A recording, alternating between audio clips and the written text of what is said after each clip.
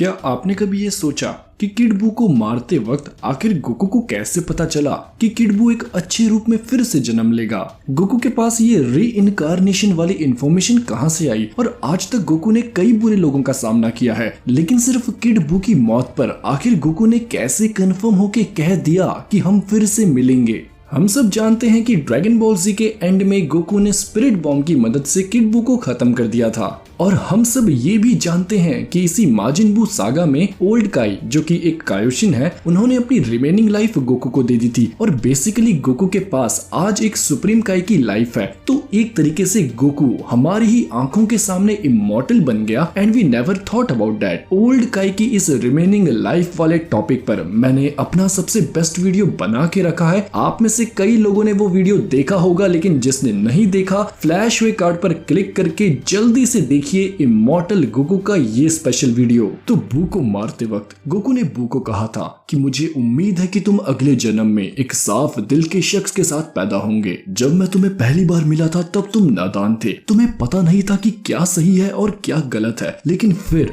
तुम अलग हो गए और बुराई ने अच्छाई पर काबू कर लिया। आज तुम बुरे हो, इसलिए आज तुम्हारी मौत से किसी को भी दुख नहीं होगा। मैं तुमसे फिर से मिलना चाहूंगा, और क्या पता हम फिर से मुकाबला करें। और इसी के साथ गोकू किड बू को अलविदा कह के स्पिरिट बॉम्ब से उसे खत्म कर देता है। तो मेरा सवाल है आप सबसे कि आप बताओ, आखिर गोकू ने इतना कंफर्म होके और कॉन्फिडेंटली कैसे बोल दिया कि किड बू दोबारा अच्छे शख्स के रूप में जन्म लेगा? और हम सब जानते हैं कि वो सच भी हो चुका है। डेंडे ने गोकू को बताया है कि आसपास के एक गांव में एक बच्चा है जो कि माजिन बू की री इनकारनेटेड स्पिरिट को पोजेस करता है। उसकी ताकत बहुत ज्यादा है, लेकिन उसे पता नहीं कि वो कौन है। और एक दिन गोकू तुम्हें उसे उसकी पावर का इस्तेमाल करना सिखाना होगा। तो दोस्तों सवाल बस सिंपल सा है कि आखिर गोकू को पता कैसे चला कि किड बू दोबारा जन्म लेगा? गोकू की आंखों के सामने आज से पहले कई विलेंस मरे हैं। गोकू ने कई बुराइयों का सामना किया है, लेकिन ऐसा कुछ हमने पहली बार किड बू के साथ ही देखा है। इससे पहले पूरी सीरीज में री इनकारनेशन जैसी चीज की कभी बात ही नहीं की गई है। तो क्या गोकू की ये विश सिर्फ एक कोइंसिडेंस है, या फिर इसके पीछे और भी कुछ रीजंस हैं? इसके जवाब में मेरे पास दो थ्योरी है। सबसे पहले ये कि जब गोकू ने किड बू को स्पिरिट बॉम्ब से खत्म किया था, तब गोकू ने कहीं ना कहीं अनकॉन्शियसली, याद रखना अनकॉन्शियसली, अपनी सुप्रीम काय पावर्स का इस्तेमाल किया, जिससे माजिन बू की मौत के बाद उसकी स्पिरिट रीइंकारनेट हो गई। अब आप सब सोच रहे होंगे कि गोकू के पास सुप्रीम काय की पावर्स कहां से आ गई भाई?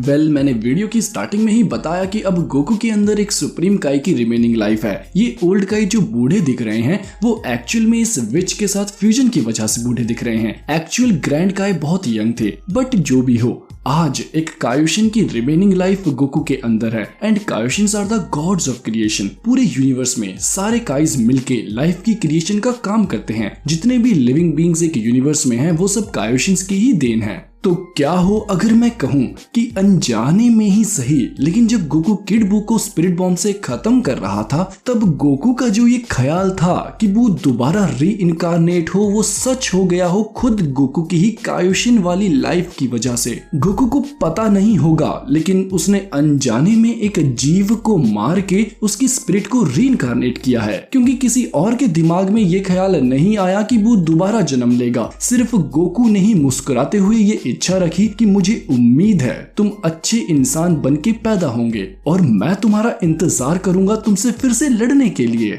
गोकू की इस स्टेटमेंट में जो कॉन्फिडेंस है, वो कोइंसिडेंस नहीं हो सकता भाइयों। और इस बात की पूरी सेंस भी बनती है भाइयों, क्योंकि गोकू सेल सागा के बाद से लेके माजिन बू सागा तक हेवन में था। गोकू ने हेवन में उन डेड स्पिरिट्स के साथ ट्रेनिंग की है जो कि अच्छी रीजन की वजह से मरे थे। तो कहीं ना कहीं ये लाइफ, डेथ, री इनकारनेशन वाली नॉलेज गोकू को हेवन में ही मिली हो। कौन से शख्स कब आफ्टर लाइफ में जाता है, कौन हेल में जाता है, कौन हेवन में जाता है, और कैसे कोई रीइनकारनेट होता है, ये सारी इंफॉर्मेशन शायद से गोकू को हेवन में ही मिली हो। मेरी पहली थ्योरी के अकॉर्डिंग गोकू के अंदर की कायोशिन लाइफ अनकॉन्शियसली किसी तरह रीजन है किड बू के रीइनकारनेशन की, और किड बू अच्छे दिल के साथ पैदा हुआ इन द फॉर्म ऑफ ऊब because of the spirit bomb. Kid बू की स्पिरिट से सारी इविलनेस को स्पिरिट बॉम्ब ने खत्म कर दिया, और गोकू के उसे दोबारा देखने की डिटर्मिनेशन ने किड बू को एक नया जन्म दिया ऊब के रूप में। आप बताओ आपका क्या कहना है गोकू के इन कायोशिन पावर्स के बारे में? क्या ऐसा पॉसिबल है? मेरे ख्याल से तो हाँ, क्योंकि गोकू लाइफ की रिस्पेक्ट करता है। गोकू ने पूरी ड्रैगन बॉल जी सीरीज में सिर्फ 2 लोगों को ही मारा है, यकॉन और किड बू। उसने हमेशा दूसरों को एक मौका दिया है। गोकू डिस्ट्रॉय करने में नहीं बल्कि रक्षा करने में बिलीव करता है। तो गोकू की ओर से अगर कायोशिन जैसी पावर्स का इस्तेमाल होता भी है तो मुझे नहीं लगता कि इस बात में कोई हैरानी होनी चाहिए। अब बात करते हैं सेकंड थ्योरी के बारे में, जो कि सच नहीं हो सकती बट स्टिल एक पॉसिबिलिटी है, जिसके बारे में अगर मैंने अभी नहीं बोला तो कमेंट सेक्शन में हाहाकार मच सकता है। मेरी सेकंड थ्योरी के अकॉर्डिंग मे भी जब गोकू किड बू को स्पिरिट बॉम्ब से खत्म कर रहा था तो ऊपर से सुप्रीम काई ने गोकू की इस विश को सुन लिया हो और एज अ सुप्रीम काई उन्होंने ही खुद माजिन बू को री इनकारनेट किया हो और जब माजिन बू एज अ ऊब पैदा हुआ हो तो उन्होंने डेंडे को इस बात की इंफॉर्मेशन दी हो। ये थ्योरी बहुत अच्छी लग रही है, लेकिन मेरे ख्याल से ये सच इसलिए नहीं हो सकती बिकॉज मुझे नहीं लगता कि सुप्रीम काई उस शख्स को खुद री इनकारनेट करना चाहेंगे जिसने उनका सब कुछ छीना हो। 5 मिलियन साल पहले किड बू ने सुप्रीम काई की दुनिया में दहशत फैला दी थी और अर्थ पर भी सुप्रीम काई सिर्फ इसलिए आए थे ताकि वो माजिन बू को आजाद होने से रोक पाए। तो इस